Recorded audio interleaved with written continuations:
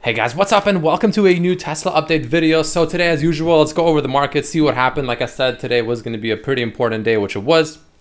With the whole FOMC and Jerome Powell interview and everything like that, they raised the rate hike by 75 basis points, which is apparently what was expected, which is fine. So pretty much more or less in line, and the markets did rally overall. So you can see the SPY and the QQQ up 1.42 and 2.54 respectively, which is not bad. Tesla, of course, ending the day 5.5%. So as we predicted yesterday, a rally is on its way, and clearly we had the rally today, a nice 5.5% move. But with that being said, I actually don't think it's potentially done yet. I actually think there's a bit more in store, because now, number one, we got a major kind of, potentially scary catalyst out of the way. So the market has a bit of time to kind of, have like some relief, some breathing room for a bit before there's probably something else to worry about coming up, which there probably will be and most likely will be. But nonetheless, it kind of gives the market a bit of breathing room. So let's talk about what essentially happened today. So overall, we were in this little uptrend, and you can see as it started getting tighter, we did break out, had a false breakout, did it again, and this time we kind of broken out, and then we retested the breakout a few times, twice now, and successfully so far have maintained above that, which is great. So overall, we're breaking up to the north side off of this little uptrend that we're in, which is so far good. Now again, don't forget, it can break down pretty easily, but it's something to definitely be happy about in the meantime, which is of course a really good news. So I'm going to delete this one.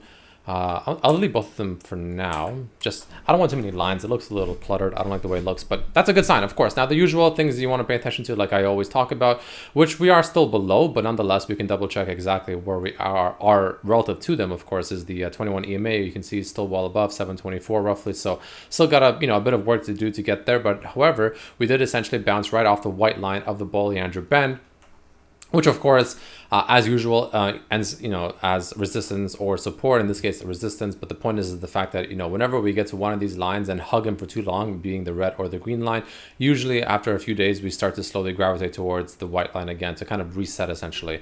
So that's essentially what happened here, right? We hugged the red line for quite an extended period of time here, actually a lot longer than usual. And then pretty much just, rallied back up, magnetized towards the white line, fell back under. Now we're back up, and now we're going to probably magnetize around this, line for a little bit. Hopefully we can start moving above it and then start bouncing off of it as opposed to under it, which will be, a good thing. And then maybe at some point we can finally revisit the green line, which will put us around 780 at the very moment, but that's going to slowly trend downwards probably. So it'll probably be closer to like 770 roughly, which I think is very possible. I do think we might potentially get a short-term rally over here. So that's something that I am actually quite happy about, and I'm definitely looking forward to. So would have been nice to close a little bit higher, literally by like 2 points, just over 700, just, for the sake of, what's the word I'm looking for? For the sake of, the word I'm looking for, I'm like, it's escaping me, but it just looks, it's just a better number. It's like a psychological is the word. It's a psychological number. But nonetheless, on the daily, you can see at the RSI, we're still, we're starting to recross this kind of median over here, which is great. So we're definitely showing some signs here, in my opinion, of a potential reversal. Of course, we still have that, relative double bottom over here setting up, which is great. So all in all, I like the way it's looking. I like the way it's setting up, but I definitely want to see some follow through, right? This is a good start, and I think it's pretty much giving us a decent idea that it wants to rally. The market wants to start rallying a little bit, finally get some green in here, because it's been red, which is good. But again, I want to see follow through. This is the most important part. You want to see follow through. I want to see a break above 700 and hold above the white line of this Bollinger Band. So essentially above 705. I want to start like, holding above that meaningfully without just constantly collapsing back under 700, right? That's going to be the first thing I would personally look for before we can continue talking about other things, which again, I believe will happen, but it's important to actually see it happen as opposed to, hope it'll happen. So other things to look at, of course, the 10-day moving average kind of got rejected at that as well. So we definitely want to see a move up towards that and above it, of course, which is similar in line to the Bollinger's white band at the moment, which is around that 705-ish level. The 5-day moving average, we are above that now on the daily, which is a good sign. That means, we have broken potentially to the upside for a reversal here as well. So as long as we stay above the 5-day moving average, ideally for the rest of the week, so tomorrow and Friday, as long as we don't collapse right back under that, which is currently sitting around 685, as long as we can maintain that, in my opinion, I think we're, sitting in a pretty decent spot. And I think we can definitely start having discussions of a potential rally here, a short-term rally, a bear rally. Now, if that were to happen, and if we were to have essentially a bear rally, how high would we go, right? That is, of course, the question. Now, one thing that I personally see this is just from like constantly staring at charts, right? This is just one of those like instincts kind of things, if you will. The one thing I instantly see potentially forming here, based on just the way the chart looks at the moment, is a bear flag, a big bear flag, a daily bear flag, like a massive bear flag, which if it is the case and it also plays out as a bear flag, it can get pretty ugly. But essentially, what I'm personally seeing at the moment is something like this. So I'll make this a different color just so we can kind of, I'll make this, let's do yellow. Something like that. And then this will be something like that, give or take.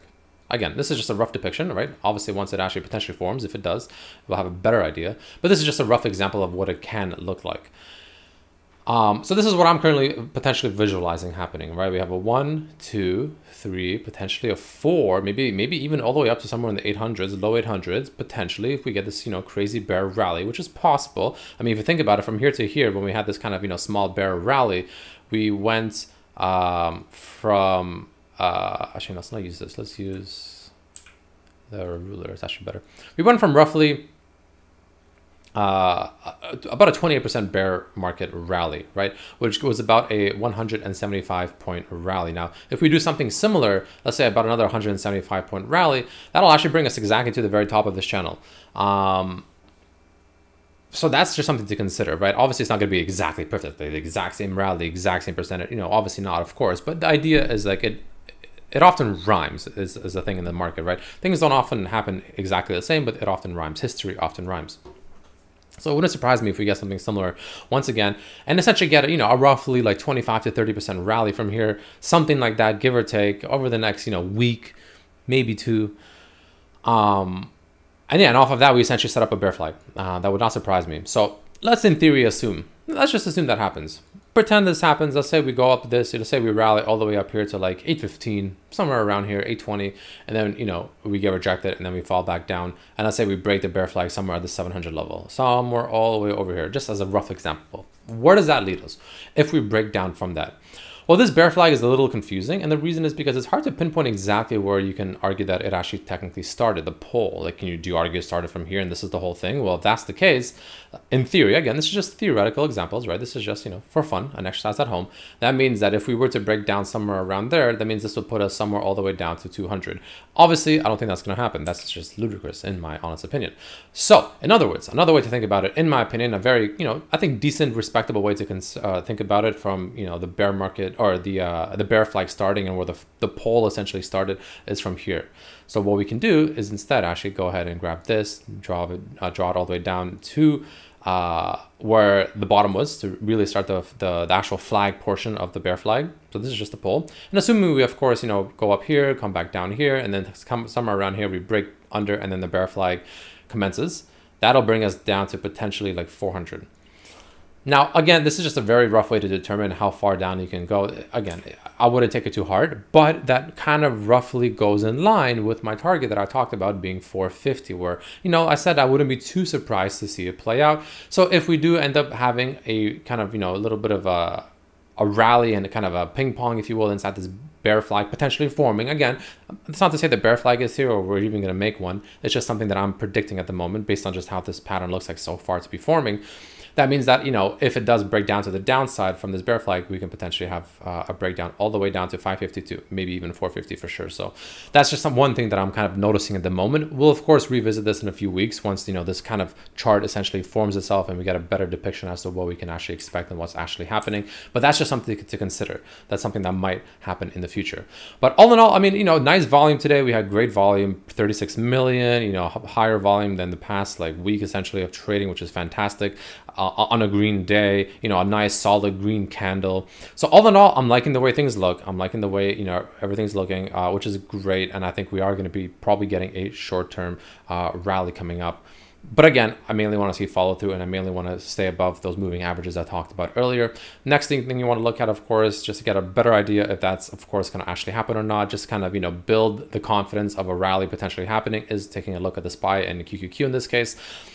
Decent candle on the SPY and the QQQ here. So the SPY, for instance, green candle, which is good, definitely showing buying and selling pressure both sides. Definitely some indecisiveness overall, but the fact that we did bounce essentially 3 times now off of this bottom channel that we are in, off this wedge, is a good sign. That definitely is solidifying it, because the more times you bounce off of it, especially consistently or consecutively and consistently, I guess, the more it essentially makes that, or rather confirms that to be a support or resistance. In this case, of course, a support, which is great. You know, that is good. That shows confidence that this is definitely a line to respect, as it has 1, 2, 3, 4, 5, 6, 7 times now, technically. You know, so that puts a lot of weight on this for being a valid support, which is great. And the fact that we bounced off of it and now started rallying up higher like this, and ending the day higher than the close of the 2 previous candles, overall shows a potential reversal, which is fantastic news as well. So all in all, I'm expecting at the very least a gap fill to here, but ultimately I wouldn't be surprised if we end up getting a rally to the top of this channel, which will eventually put us probably around the 400 level. I would roughly guess right now for the SPY, which is what I'm currently predicting and expecting, which is about a 20-point move from here, similar to the QQQ. Most likely to the top of this channel, right? Something similar like the SPY is what I'm expecting for the QQQ as well. Now, however, with all that being said, the one thing that is making me a little bit kind of, you know, feel a little bit uneasy is the fact that, remember how I talked about how I expected the VIX to come down to retest this breakout? Well, it did.